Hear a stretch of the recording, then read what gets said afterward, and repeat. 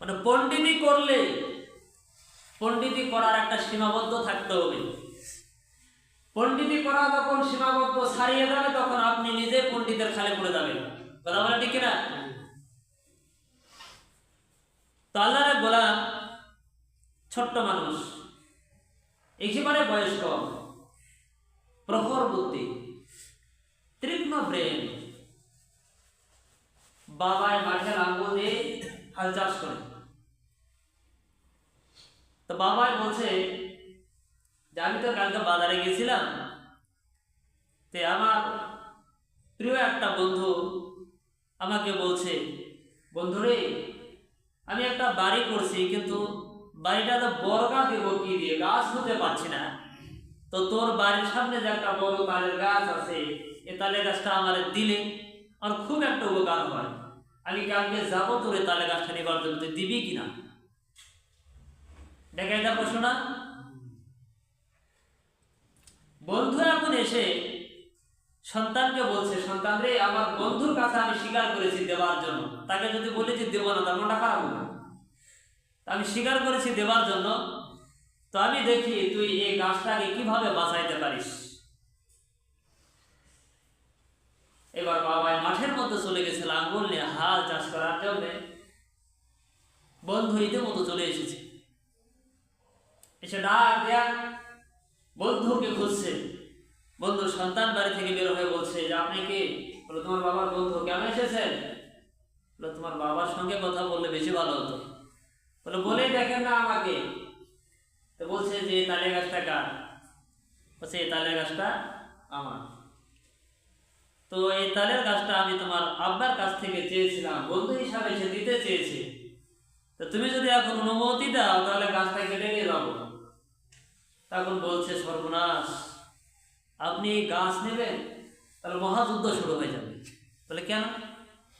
বলছে এই গাছ কখন আমার আম্মা বলে আমি কাটে লাকড়ি বানাবো, যে লাকড়ি তরকারি খাটে বানাতে, এই গাছটা আমি শুনছি আমার আম্মা কাটে লাকড়ি বানাবো, যেটা সোজা ভাষা।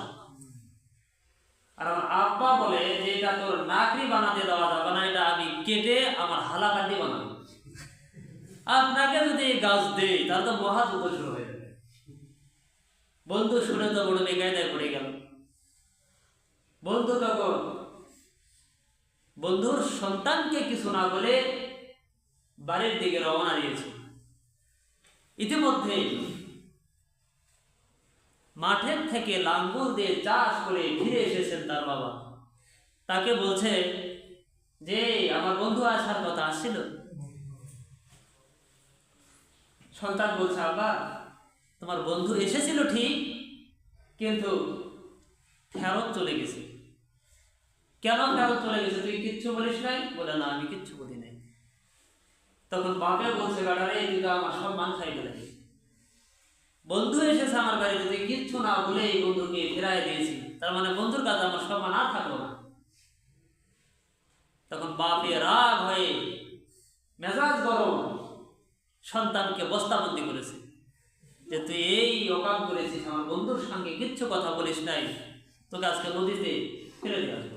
বস্তা ইতিমতো টাইট করে বেঁধেছে। বস্তা টাইট করে বাঁধার পরে সন্তানকে কাঁধে তুলে নিয়ে নদীর দিকে রওনা হয়েছেন। নদীর মাঝ পথে নেমে পা দিয়া পানি নড়ায়া ডাক দেয়া বলে, রে সন্তান তুই আমার আদরের সন্তান, তুই আমার একটাই কলিজার টুকরা সন্তান। আমার বন্ধুকে যদি কিছু বলে থাকিস তাহলে এখনো সময় আছে বল, তোকে আমি রেহাই দেব, তোকে আমি এখান থেকে উঠাইয়া নতুন জীবন দেব। ওই সন্তান বারবার বলে আমি কিচ্ছু বলি নাই। একবার দুইবার তিনবার বাবা আক্ষেপ করে ডাক দেয়া বলে, রে সন্তান তোকে যদি নদীতে ছেড়ে দিই তুই তো মরে যাবি, আর তোকে পাবো না, কিন্তু এখনো সময় আছে বল আমার বন্ধুকে কিছু বলছিস কিনা। সন্তান ডাক দেয়া বলে আব্বা আমি কি বলছি আর না বলছি যদি শুনতে চাও তাহলে এখান থেকে কাঁধে করে আবার বাড়িতে নিয়ে যাও। সন্তানকে কাঁধে করে নিয়ে যখন বাড়িতে এসেছে, সন্তানের বস্তার মুখ খুলে যখন সন্তানকে বের করেছে, সন্তানকে ডাক দেয়া বলে, রে বেটা কি বলেছিস বল। সন্তান ডাক দেয়া বলে আব্বা তোমার বন্ধু এসেছিল আমার কাছে, জানতে চেয়েছে এই গাছটা আমার কিনা বলে বলেছি হ্যাঁ এটা আমার। তখন সে আমার কাছে গাছটা দাবি করেছে নিবে। তখন আমি বলেছি, সর্বনাশ, এই গাছ যদি আপনাকে দেয় তাহলে মহাযুদ্ধ শুরু হয়ে যাবে। বলে কেন? আমার মা বলে গাছ কেটে সে তার হাতের নাকড়ি বানাবে, আর আমি বলছি না। বাবা বলে নাকড়ি বানানো যাবে না, এই গাছ কাটা আমি হালাবান্টি বানাবো। বাবাই তো ইতিমধ্যে খুশি হয়েছে, আনন্দের আর শেষ নাই।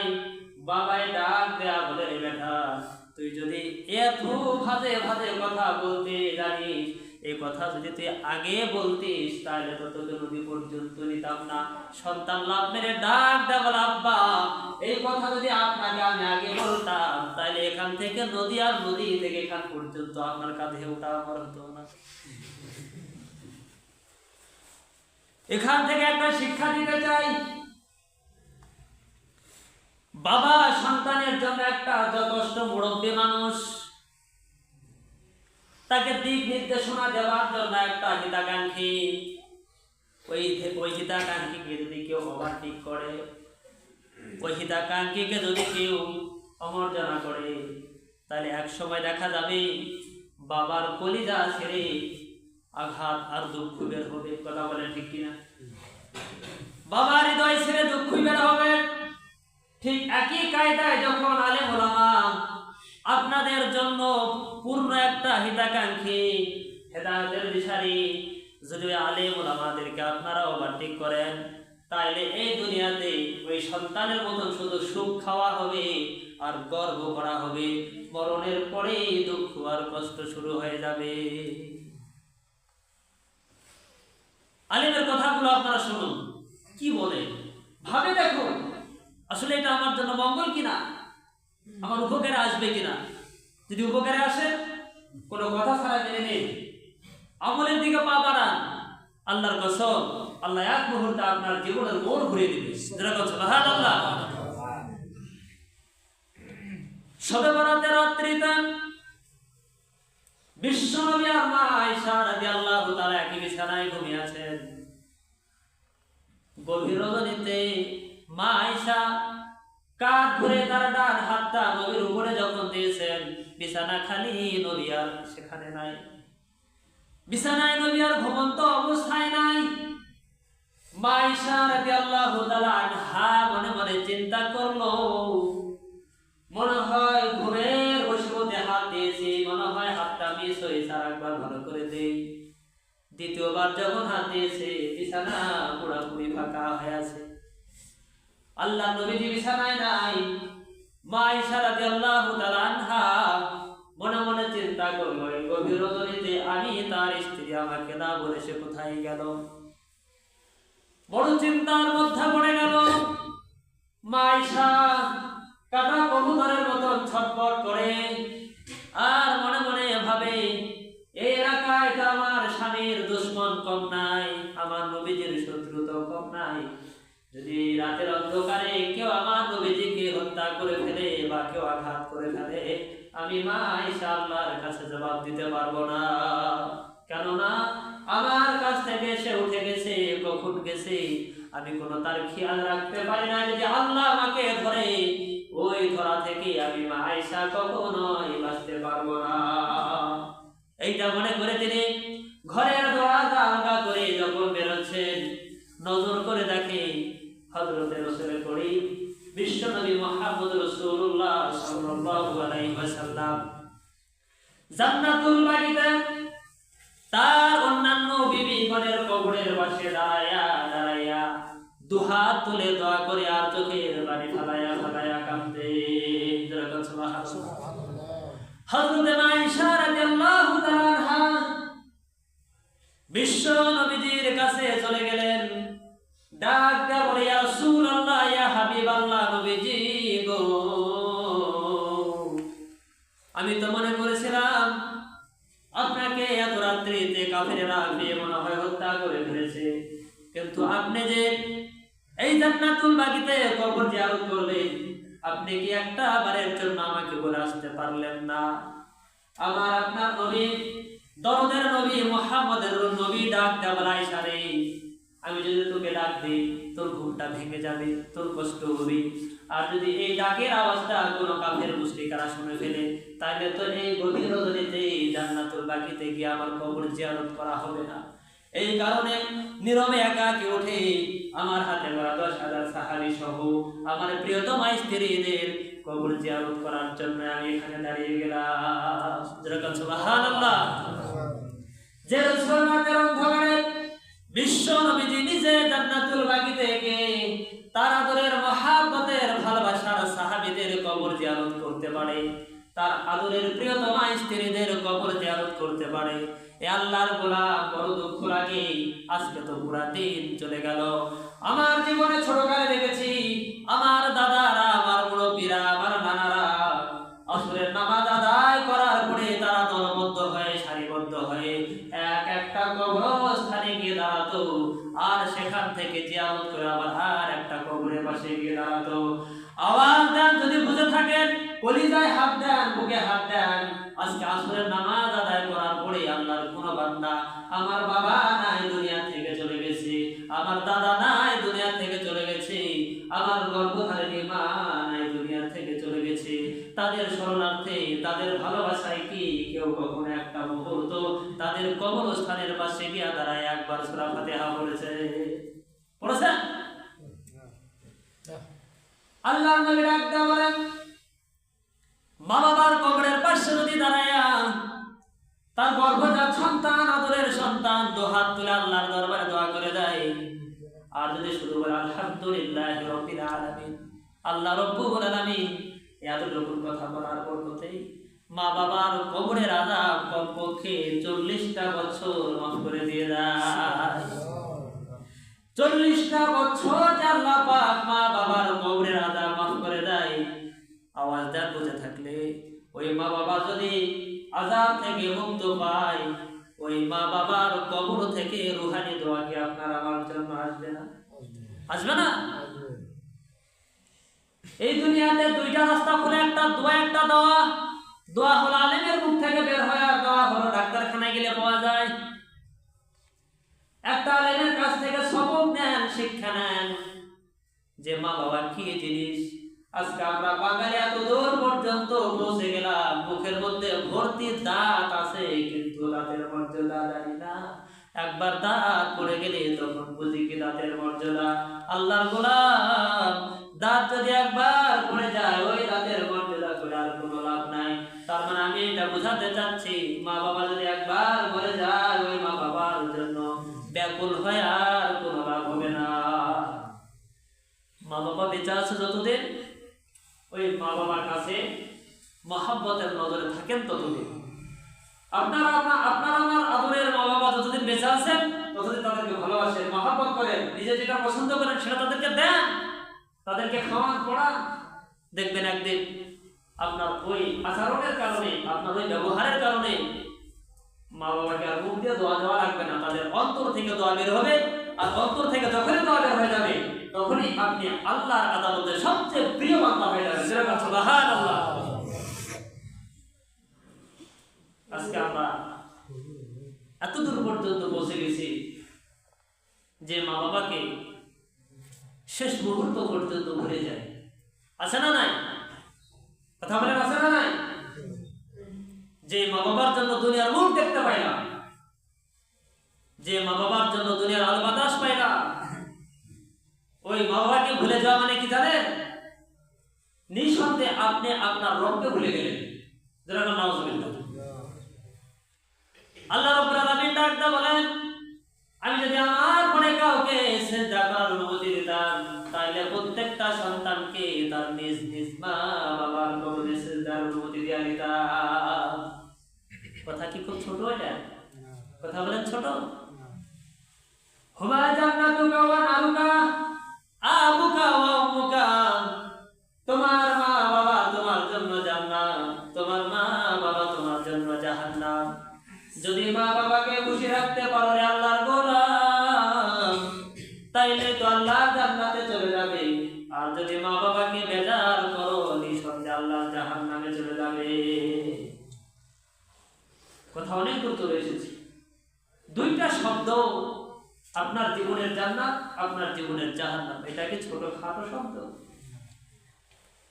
আল্লাহর নবী ডাক দিয়ে বলেন, যারা মা বাবাকে ভক্তি করে, শ্রদ্ধা করে, ভালোবেসে মা বাবার মন জয় করবে, আল্লাহ রব্বুল আলামিন কঠিন মুসিবতের দিন ওই সন্তানকে, ওই আল্লাহর গোলামকে জবাবদিহি করবে না, কোনো প্রশ্ন করবে না।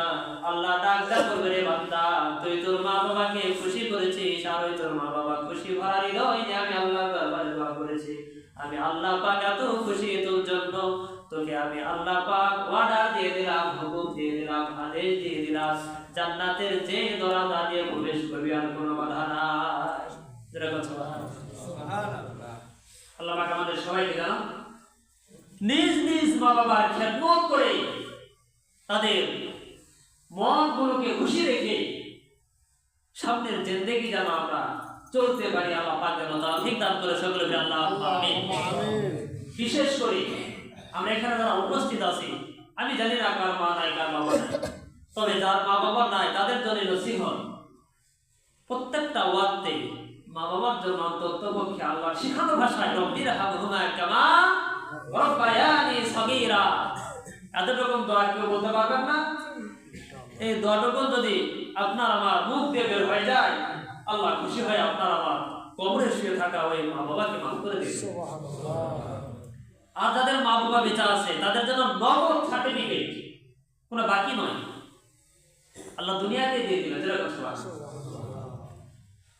আজকে হিসাব করে দেখেন, এই দুনিয়ায় যারা স্কলার, ইসলামী টপ স্কলার যারা, এরা একমাত্র মায়ের দোয়ার কারণে হয়েছে, বাবার দোয়ার কারণে হয়েছে। আজকে কিছুক্ষণ বড় বড় ইসলামী স্কলারদের মতামত নিয়েছিলাম, তারা বলছে দুচোখের পানি ফেলায়া যে আমাকে আজকে এই চেয়ারে বসিয়েছে আল্লাহর কুদরতি হাত দিয়ে একমাত্র আমার মা বাবার দোয়া। তাহলে বোঝা গেল একটা সন্তানের জন্য সব চাইতে নিরাপদ স্থান হচ্ছে মা বাবা, একটা সন্তানের জন্য সব চাইতে সম্মানের আসন হচ্ছে মা বাবা। আল্লাহ পাক আপনাকে আমাকে সবাইকে সঠিক কথার উপরে আমল করা তৌফিক দান করুন। আর এই যে সামনে রমজান আসতেছে, এই সামনে রমজানের প্রস্তুতি আমরা এখন থেকেই নিব। আল্লাহ পাক আমাদের সবাইকে সুস্থতার আলোতে প্রস্তুতি গ্রহণ করার তৌফিক দান করুন। সকলে বলি আল্লাহুম্মা আমিন। দরুদ পড়ি আল্লাহুম্মা সাল্লি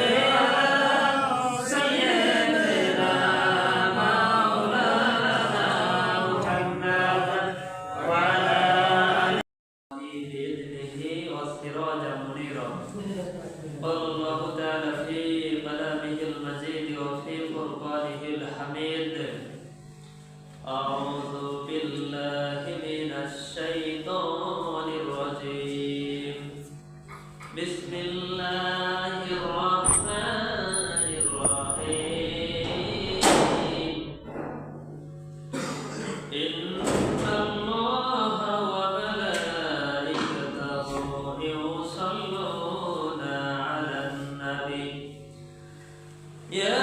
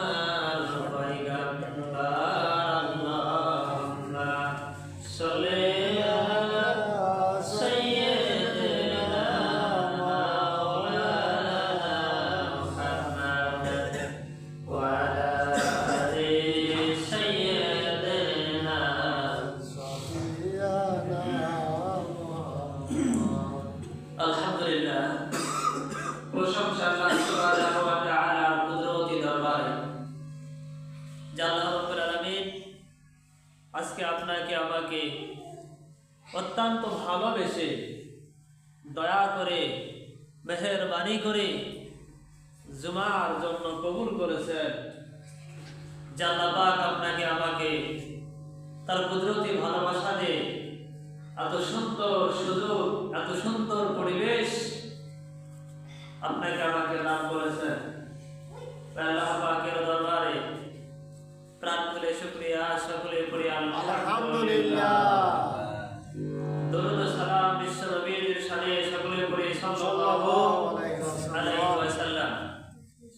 আল্লাহ সুবহানাহু ওয়া তাআলা এই দুনিয়াতে যতগুলো মানুষকে পাঠিয়েছেন, অন্যথায় আমি তো মনে করি মানুষের চাইতে অধিক বেশি অন্যান্য প্রাণীকেও পাঠিয়েছেন। কথা বলেন ঠিক কিনা?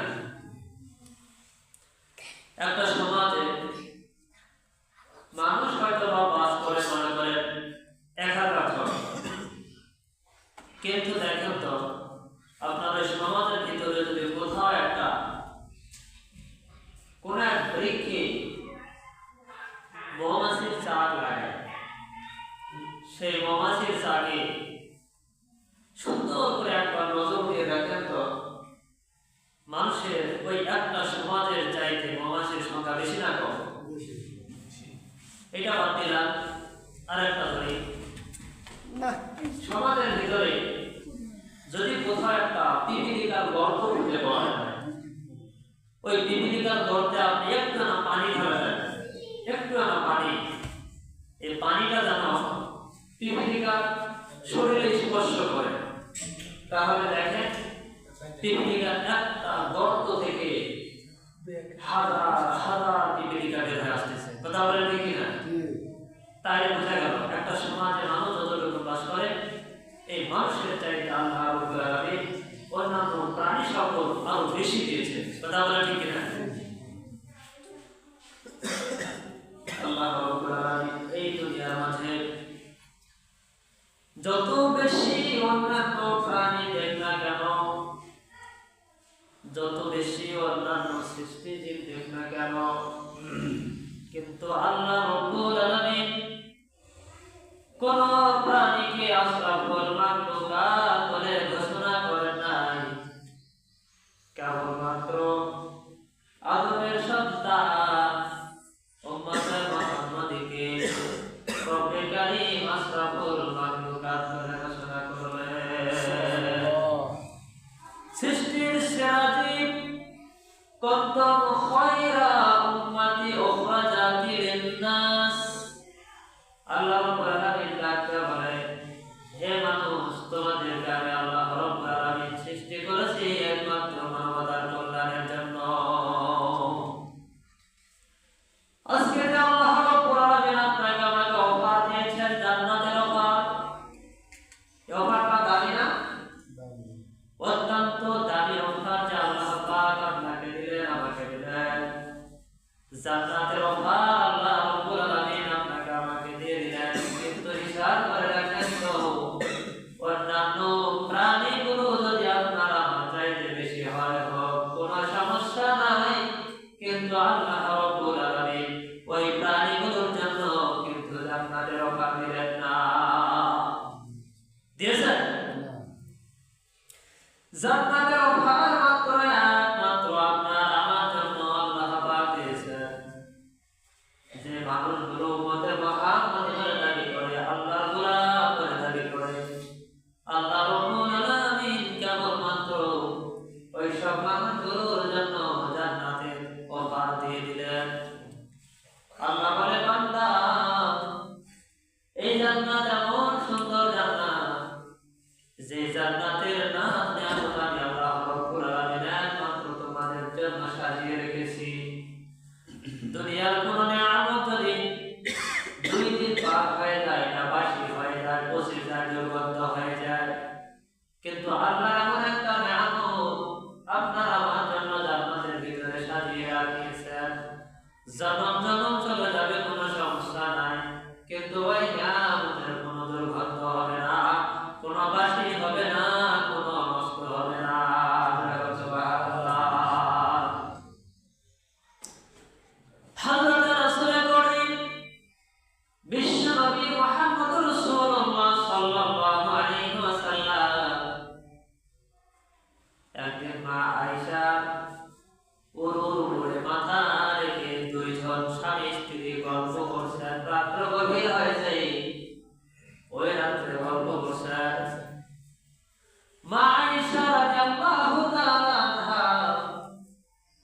আপনার আমার প্রিয় নবীকে ডাক দেয়া বলে, নবীজি গো, ইয়া রাসূলুল্লাহ, ইয়া হাবিবাল্লাহ,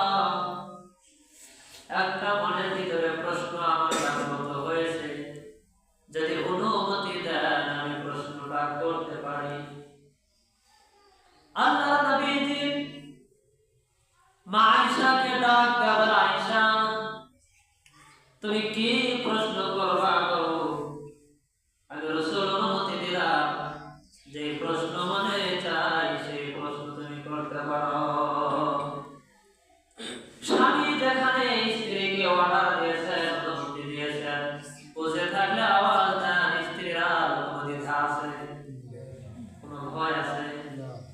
স্ত্রী ডাক দেয়া বলে, নবীজি গো, আকাশের মধ্যে যতগুলো তারকা দেখা যায়, বলেন তো এই দুনিয়ায় এমন কোন তোমার উম্মত আছে, আল্লাহ এমন কি কোন বান্দা আছে যে বান্দাটা আকাশের তারকা সমপরিমাণ সওয়াব করেছে? আকাশের তারকা সমপরিমাণ নেকি করেছে, ভালো কাজ করেছে। ইয়া রাসূলুল্লাহ, আপনার কি জানা আছে?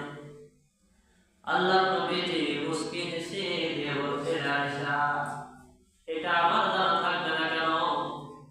এটা আমার বিশিষ্ট একজন সাহাবী, যে সাহাবীকে আমার আল্লাহ রাব্বুল আলামিন মনোনীত করেছেন, পছন্দ করেছেন, জান্নাতের উত্তম সার্টিফিকেট দান করেছেন, উনি আর কেউ নয়, ওই সাহাবীর নাম হচ্ছে বিশিষ্ট বীর যোদ্ধা সাইয়েদনা হযরত ওমর রাদিয়াল্লাহু তাআলা। হযরত ওমরের কথা শোনার পরে মা আয়েশার মনটা একটু হালকা হয়ে গেল, একটু খারাপ হয়ে গেল।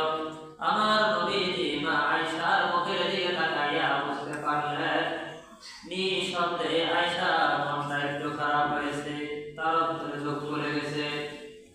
প্রথম প্রশ্ন শেষে মা আয়েশা রাদিয়াল্লাহু তাআলা আনহা আপনার আমার প্রিয় নবীজিকে ডাকতে বলে, নবীজি গো, এই দুনিয়ার ভিতরে যতগুলো প্রাণী সকল আছে, বট বৃক্ষ আছে, গাছ তরুলতা আছে, যা দেখা যায়, নবীজি গো, আপনি কি বলতে পারেন এতগুলো সৃষ্টিতে সমপরিমাণ কার সওয়াব আছে, কার নেকি আছে? মনে মনে আয়েশা ভাবে, এইবার মনে হয় আমার বাবার নামটাই বলবে, কিন্তু না, ঘটনা উল্টে গেল। আপনার আমার প্রিয় নবীজি ডাক দেয়া বলে, আয়েশা রে, এই দুনিয়ায় তোমার চোখ দিয়ে যতগুলো প্রাণী দেখতে পাও, বৃক্ষ তরুলতা দেখতে পাও, যতগুলো সৃষ্টি তুমি তোমার চোখ দিয়ে দেখতে পাও, আয়েশা, এতগুলো সৃষ্টি সমপরিমাণ সওয়াব আমার একজন সাহাবীকে আল্লাহ কবুল করেছেন। এই সাহাবীর নাম হচ্ছে হযরত সাইয়েদনা যুলকারনাইন হযরত উসমান গনি রাদিয়াল্লাহু তাআলা আনহু। হযরত মা আয়েশা রাদিয়াল্লাহু তাআলা আনহার মনটা বেশি খারাপ হয়ে গেল, মুখমণ্ডলটা কালো হয়ে আসলো, মা আয়েশা বড় ক্লান্ত হয়ে পড়ল। আল্লাহ নবীজি ডাক দেয়া বলে, আয়েশা, আমি তো তোমার মনের অবস্থা বুঝতে পেরেছি, কেন তুমি এমন করো? তোমার বাবা কেমন মানুষ তুমি জানো? তুমি মনে করছিলে প্রথমবার তোমার বাবার নাম বলবো না, বললাম না, দ্বিতীয়বার মনে করেছিলে আমি তোমার বাবার নাম বলবো না, তাও বললাম না। এ আয়েশা, হযরত আবু বকর এমন একজন মানুষ, যেই মানুষের তারিফ আমার আল্লাহ রাব্বুল আলামিন সাজিয়ে করে। হে আয়েশা, তুমি কি জানো হযরত উমর রাদিয়াল্লাহু তাআলা আনহু আর হযরত উসমান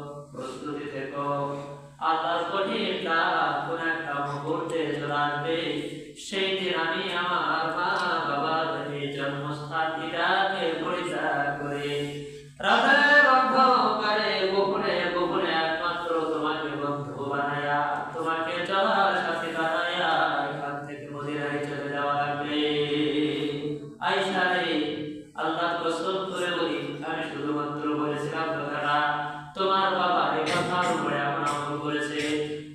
দীর্ঘ 6 মাস পরে আমি যখন তার ঘরের দরজায় গিয়ে টোকা দিয়েছি, দরজা খুলতে দেরি করে নাই। বলেছিলাম রে আবু বকর, তোমার জরুরত ছাড়ার জন্য কি বাহিরে আসতেছিলি? আবু বকর ডাকতে বলে, ইয়া রাসূলুল্লাহ, ইয়া হাবিবাল্লাহ, না তো আমি কোনো কাজের জন্য বাহিরে আসতেছিলাম না, তাইলে কেমনে রে আবু বকর এত তাড়াতাড়ি আমার ডাকের সাড়া দিয়ে দিলি? আবু বকর ডাকতে বলে, ইয়া রাসূলুল্লাহ, ইয়া হাবিবাল্লাহ, নবীজি গো, আপনি না বলেছেন কোন একদিনের জন্মস্থান ভিটা ছেড়ে আমাকে চলার সাথী বানায়া এই জমিন ছেড়ে আপনি মদিনার জমিনে চলে যাবে। নবীজি গো, সেই দিন থেকে আমি হযরতে আবু বকর প্রত্যেকটা মুহূর্ত তোমার কদম থেকে ফিরে আসার পরে রাতের পর রাত চলে যায়, দিনের পর দিন চলে যায়, আমি শুধু চিন্তা করি আমার রাসূল কখন আসবে আর কখন তার ডাকে আমি সাড়া দিয়ে দিব। এইটার উপরে এমন মজবুত হয়ে আমার ঈমানকে প্রস্তুত করেছিলাম। ইয়া রাসূলুল্লাহ, ওই দিন থেকে এই দিন পর্যন্ত একটা মুহূর্ত আমি আবু বকর বিছানায় পিঠ লাগাই না। দরজায় হেলান দিয়ে রাত কেটে দেই, সময়গুলো বার করে দেই, আর আমি চিন্তা করি আমার রাসূল যদি আমাকে এসে ডাক দেয়, ঘুমের ঘরে বিভোর থাকার পরে যদি আমি রাসূলের ডাকে সাড়া দিতে না পারি, চতুর্দিকে ইহুদি মুশরিকেরা কাটতে আসে, আমার রাসূলকে তারা আক্রমণ করবে, তারা আঘাত করবে, অত্যাচার করবে। আমাকে ডাক দেওয়ার কারণে যদি আমার রাসূল বিপদে পড়ে যায়, মুসিবতে পড়ে যায়, যে আল্লাহ পাক আমাকে জান্নাতের সার্টিফিকেট দিয়েছেন, ওই আল্লাহ রাব্বুল আলামিন একটা ভুলের কারণে জান্নাতের সার্টিফিকেটটা ক্যান্সেল করে দিতে পারে। রাসূল ওই দিন থেকে আমি আবু বকর ঘুমাই না। আয়েশা, তুমি কি জানো তোমার আব্বার কতটা মর্যাদা? এই হচ্ছে তোমার আব্বার শান, এই হচ্ছে তোমার আব্বার মর্যাদা। যারা কথা বলে তাহলে বুঝা গেল, যারা দিনের জন্য ত্যাগ স্বীকার করে তাদের মর্যাদা সবার চাইতে উপরে। যারা দিনের জন্য রাসূলের দরবারে বাড়িতে আল্লাহ এবং রাসূল ছাড়া কিচ্ছু রাখেন না, সেই ব্যক্তিটাই হচ্ছে হযরতে সাইয়েদনা আবু বকর রাদিয়াল্লাহু তাআলা। আল্লাহ পাক আমাদের সবাইকে দিনের উপরে চলার তৌফিক দান করুন, সঠিকভাবে যতদিন বেঁচে থাকবো আল্লাহ পাক